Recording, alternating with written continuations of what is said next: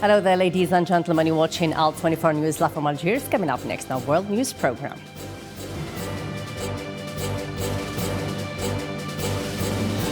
President Joe Biden has formally approved the deployment of 3,000 U.S. troops to Poland, Germany and Romania in a move to bolster NATO countries in Eastern Europe. Plus,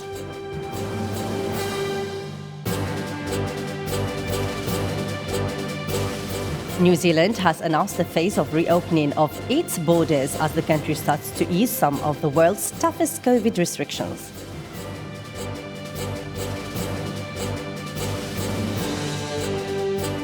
Also coming up in our World News program, Nicaragua's National Assembly, controlled by President Daniel Ortega, outlawed for private universities Wednesday some link to the Roman Catholic Church.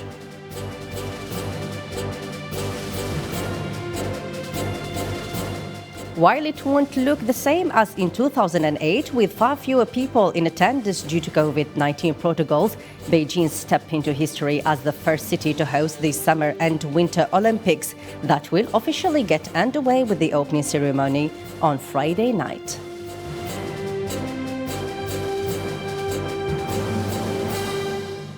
And U.S. President Biden says that the leader of the so-called ISIL has been removed from the battlefield after an operation in Syria's Idlib province. At least 13 people, including 6 children, are reported to have been killed in the raid.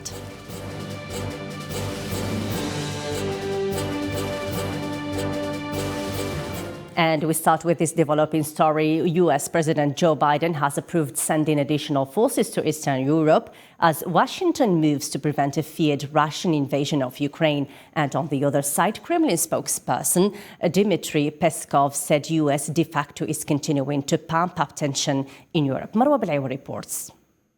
President Joe Biden is sending 3,000 U.S. soldiers to Europe as tensions between Russia and Ukraine continue.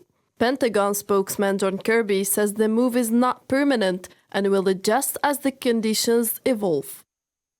These forces are not going to fight in Ukraine.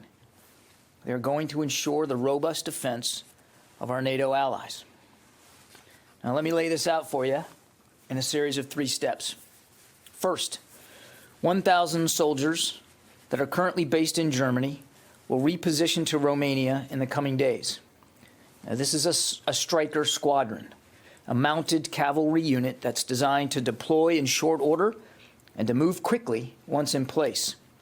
The president has said he will not put American troops in Ukraine, but the U.S. is supplying Ukraine with weapons to defend itself against any Russian incursion. John Kirby stated U.S. will redeploy approximately 1,000 troops stationed currently in Germany to Romania, while 2,000 troops are going to be dispatched from the U.S. to Poland and others to Germany.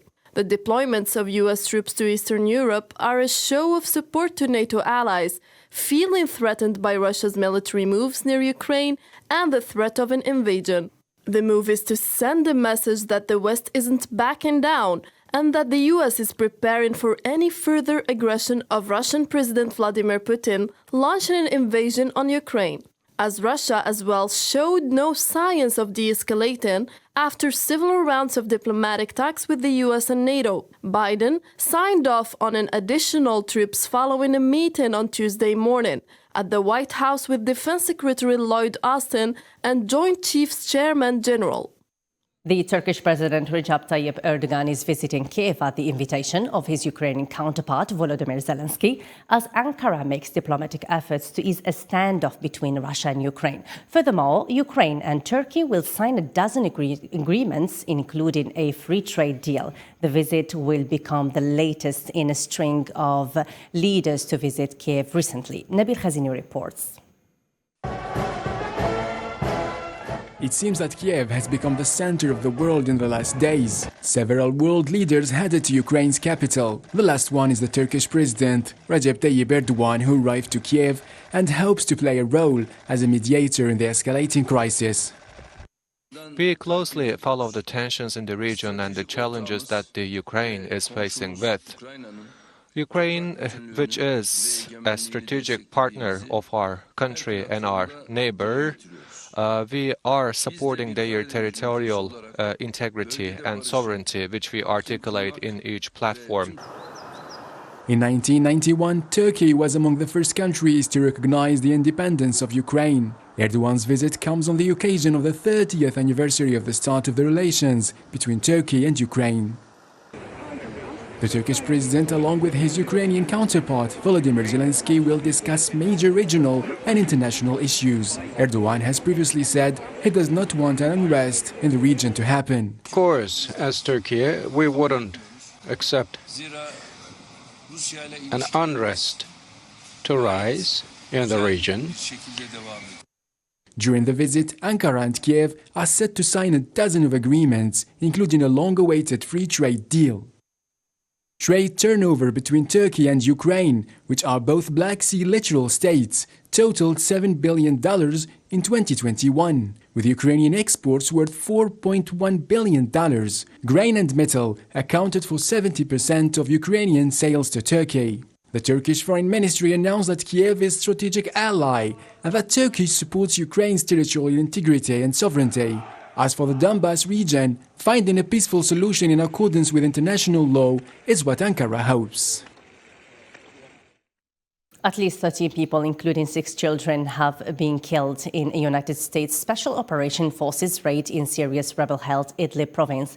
The overnight raid targeted a building in Atma, a closely populated town in northwest Syria near the Turkish border, where tens of thousands of people displaced by the country's decade-long war live.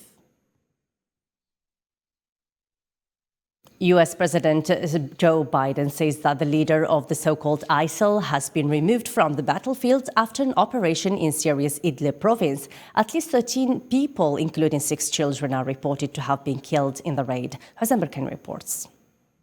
The United States President Joe Biden said that the leader of ISIS, al-Qurayshi, has been taken off the battlefield following an overnight raid in Syria that also killed 6 children and 4 women. In a statement, Biden praised the efforts of the U.S. Armed Forces to protect the American people and allies. Last night, at my direction, U.S. military forces in the northwest Syria successfully undertook a counter-terrorism operation to protect the American people and our allies and make the world a safer place. Thanks to the skill and bravery of our armed forces, we have taken off the battlefield Abu Ibrahim al-Hashimi al-Qurayshi, the leader of ISIS. The attack occurred about midnight in a heavily populated region near Turkey's border, where tens of thousands of displaced Syrians live in overcrowded housing. ISIS named Abu Ibrahim al-Hashimi al-Qurayshi as its head in 2019 after confirming the death of former leader Abu Bakr al-Baghdadi, who was killed by U.S. Special Forces days earlier. For years, the U.S. military has launched mostly drones to kill top al-Qaeda operatives in northern Syria, where the militant group became active during Syria's over-decade-long civil war. Amid the continuing tension between the military deployment and drills over the borders between Russia and the Ukraine, U.S. is intensifying its military deployment in Europe as U.S. aircraft carriers runs drills in Adriatic in order to increase its support for NATO, as well as attempting to limit Russian expansion in the region. Usama Ayadi reports.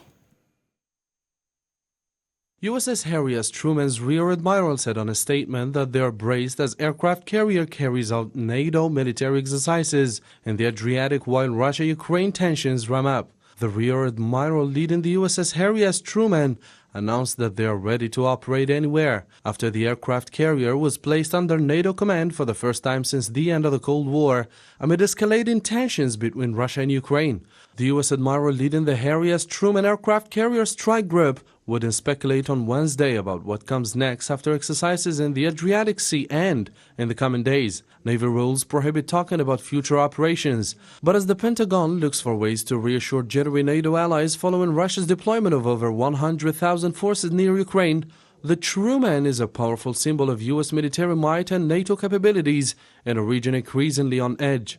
The decisions that are made about where a strike group from the United States deploys Israeli at the Secretary of Defense level. The strike group, which was placed under NATO operational control, is in the Adriatic for coordinated maritime maneuvers, anti-submarine warfare, training and long-range strike training scheduled to run through February 4th. The U.S. Department of Defense held up the Truman's role in Neptune Strike 2022 as evidence the NATO alliance was united, capable, and strong. Earlier on Wednesday, the United States announced it will send nearly 3,000 troops to Poland and Romania to reinforce Eastern European NATO allies in the face of what Washington describes as a Russian threat to invade Ukraine. New Zealand Prime Minister Jacinda Ardern announced Thursday that starting at the end of February, the country will reopen its border to visitors in stages. The government has made similar plans before, but were delayed after the spread of the Omicron variant. Nabil Khazini reports. Some good news for long-separated loved ones in New Zealand. Friends and family stranded abroad can now meet again. The New Zealand Prime Minister Jacinda Ardern has announced that the country will open its borders in stages, with fully vaccinated New Zealanders and other eligible travellers from Australia to be the first people able to enter the country from the end of February. Today I'm announcing that the fully vaccinated Kiwis and other currently eligible travellers from Australia will be able to travel to New Zealand from 11:59 p.m. Sunday, 27 February. And instead of going into MIQ, we'll be able to self-isolate. With 94% of the population fully vaccinated and 92% of those over 18 now eligible for a booster shot by the end of this month, the governments think it's time to shift gears and its COVID-19 response and to focus on reconnection and recovery. But some doubt that and say that the government in New Zealand has made similar decisions before, but couldn't apply them. This is the same basic plan the government announced in November, which has been rehashed, reheated, but ultimately it amounts to a huge amount of restrictions. And bear in mind, they have reserved the right to come out on February 20 and change it again. Now, their track record, having announced the Australian travel bubble, closed that, announced the reopening in November, now they're announcing an opening again. I don't think people have confidence in this government to be able to stick to its plans. Travellers coming to New Zealand must have been in Australia for 14 days before arrival, and they will still have to self-isolate at home for 10 days. Without requiring them to undergo a minimum 10-day quarantine at government-managed facilities.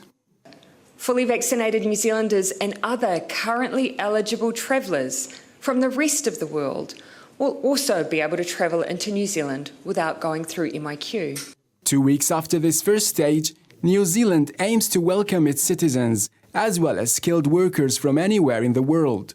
The country is set to lift all of its pandemic travel restrictions by October 2022. And now the Horn of Africa is witnessing a severe drought where millions of lives are on stake. Locals are calling for aid from world organizations to face the ordeal, which hasn't occurred for over 40 years. Sid Islam reports. Children walk across animals remaining, died of hunger. Herders struggle to keep themselves and their cattle alive. All these scenes have been pictured in the Horn of Africa, including Ethiopia, Somalia, and Kenya, where the drought is threatening millions of people. People in Ethiopia's Somali region have witnessed the failures of what should have been 3 consecutive rainy seasons. Droughts come and go, but one homeowner told the United Nations Children's Agency visiting team that she and her 7 children had never seen anything like this. She said the government distributed food and fodder during the last drought 5 years ago. We don't have enough food for our family. According to UNICEF, more than 6 million Ethiopians will require immediate humanitarian assistance by mid-March. We have animals dying at an impressive rate, which is increasing every month. And the death of animals means lack of food for children, for families. In neighboring Somalia, the Somali NGO consortium said in a separate statement that more than 7 million people want immediate assistance, asking for international donors to do far more. According to the collaboration, this could be the region's worst drought in 40 years. We are just 1 month into the long dry season, and I've already lost 25 goats and sheep. I also lost 4 camels. There is no pasture. UNICEF reported that more than 150,000 Ethiopian youngsters have dropped out of school to help retrieve scarce water and manage other duties. On Thursday, West African leaders will meet for a crucial summit on a string of coups, Iraq, a region beset by poverty and a long history of unrest. Burkina Faso became the third member of the 15-nation Economic Community of West African States, ECOWAS, to be conquered by the military on January the 24th, prompting emergency negotiations in Ghana's capital, Accra. And the President, Daniel Ortega's National Assembly blacklisted 4 private universities, some of which are affiliated with the Roman Catholic Church. More in this report over this banning with Sofiane Kentori. The Polytechnical University of Nicaragua, which was a hotspot of anti-government rallies in 2018, is the most well-known of the schools whose legal standing was removed by the Assembly. 6 church-affiliated, 8 organizations and 4 professional or academic associations are also affected by the law. The Association of Nicaragua Songwriters, founded by folk artist Luis Enrique Mijagodoy, is one of the professional organizations. Some of the organizations that have been critical for Ortega, or schools that have hosted scholars or students who are critical of the illegal enterprises, have failed to meet financial reporting standards. Last year, the same justification was used to ban nearly a dozen non-government organizations. Some believe that Ortega's political crackdown in 2021 was mainly intended and detaining opponents in order to prepare the way for his nearly unchallenged re-election in November. However, recent developments imply that his regime is attempting to recognize Nicaraguan society. According to a new analysis from the U.S. intelligence community, pulse electromagnetic energy plausibly explains some incidents of the Mystery Havana syndrome disorder. There has been a heated dispute about whether the symptoms impacting U.S. personnel all across the world were induced by a device or were psychological in character. According to the most recent analysis from a team of experts from the U.S. intelligence community, the symptoms are real and compelling and may have been generated by an external source. However, the panel does not investigate who might be to blame. Germany, France and the European Commission all support the establishment of a Schengen Council to oversee the EU's passport-free zone. Its first meeting, according to Macron, might take place on March the 3rd, where the EU's Justice and Home Affairs ministers convene. Islam Sidi reports. French President Emmanuel Macron said in a statement that the European Union's border-free Schengen area would be managed by regular ministerial meetings just like the Eurozone. National security concerns, waves of migration and most recently, the coronavirus pandemic have led to the re-emergence of border controls in the Schengen area, as well as criticism of how it functions, eroding what had been hailed as a milestone achievement in Europe's post-World War II integration. Macron told EU Justice and Interior Ministers meeting in northern France that the Schengen Council would assess how the area was working while also making unified decisions and facilitating crisis cooperation. This council can become the face of a strong, protective Europe that is comfortable with controlling its borders and therefore its destiny. We must reform Schengen. There can be no freedom of movement if we do not control our external borders. To take effect, such a proposal would need the agreement of other EU member states. However, French officials claimed it would not necessitate any changes to EU treaties. The EU's approach to immigration and how to police Schengen's external borders has been profoundly split for years, and remains to be seen how much France can do during its 6-month presidency of the EU Council of Ministers. In addition, France has proposed an emergency response mechanism that would be activated if the EU's external borders were threatened, as well as a comprehensive revision of EU refugee rules. Germany will support the French proposal. It is right and important to work together more closely in the Schengen area. I very much welcome the proposal on the Schengen Council. We really need to strengthen the political governance of Schengen. The Schengen area is the largest passport-free zone in the world, allowing people to freely travel between 26 European nations.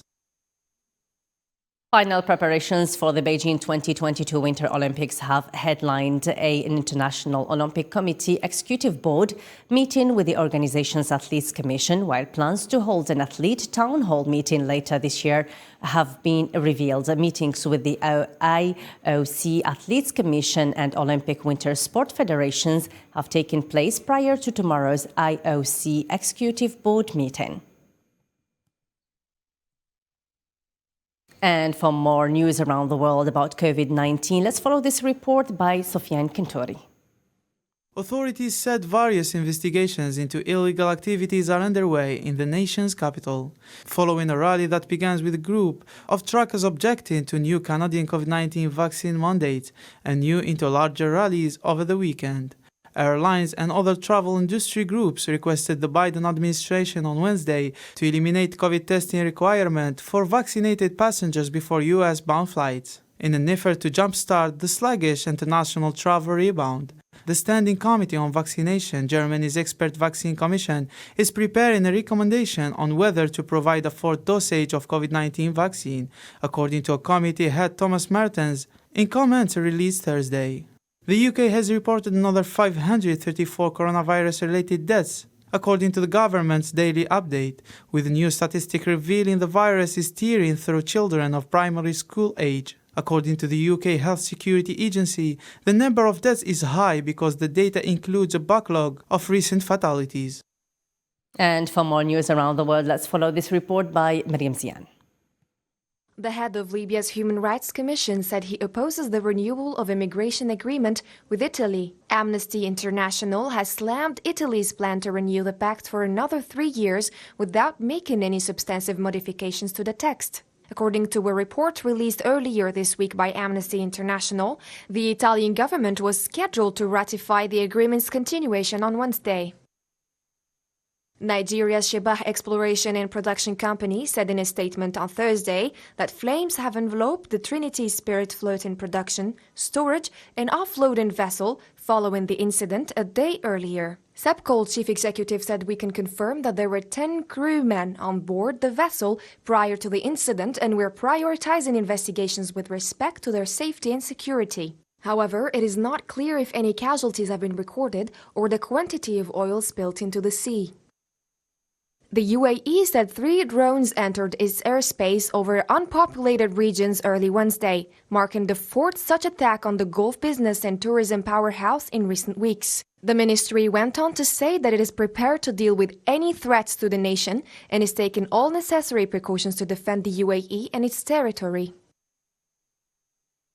In the following firefights, Pakistan's military said terrorists attacked 2 of its bases in southern Balochistan province, killing at least 1 soldier and 4 militants. The Baloch Liberation Army, a separatist militant group, claimed responsibility for the synchronized late-night raids on paramilitary forces bases in the remote Panjur and Nushki areas.